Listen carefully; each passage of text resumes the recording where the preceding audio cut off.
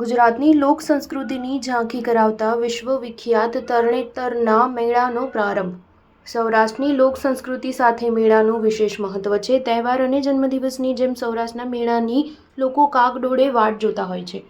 સુરેન્દ્રનગર જિલ્લાના થાનગઢ તાલુકામાં ત્રિનેત્રેશ્વર મહાદેવના સાનિધ્યમાં યોજાતા જગવિખ્યાત તરણેતરના મેળાની આજથી શરૂઆત થઈ ચૂકી છે.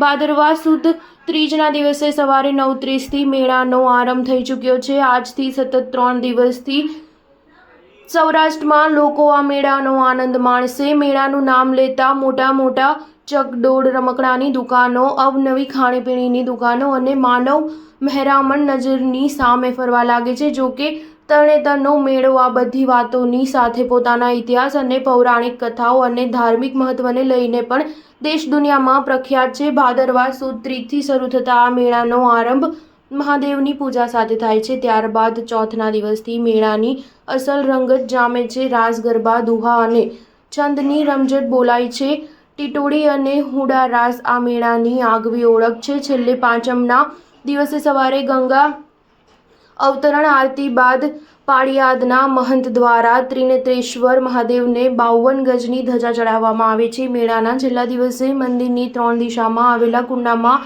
નાહવાનું ખાસ મહત્વ છે. આ વર્ષે તરણેતરના મેળામાં દર વખતની જેમ પારંપરિક સ્પર્ધાઓનું પણ આયોજન કરવામાં આવ્યું છે, જેમાં ભરત ગૂંથણ, વેશભૂષા, છત્રી સજાવટ જેવી આશરે 24 જેવી સ્પર્ધાઓ યોજાઈ છે. આ 3 દિવસના મેળામાં યોજવામાં આવેલી સ્પર્ધાઓ સમગ્ર સૌરાષ્ટ્રની ઝાંખી કરાવે છે. સ્ટાર ન્યૂઝ 7 હંમેશા સચ્ચાઈની સાથે.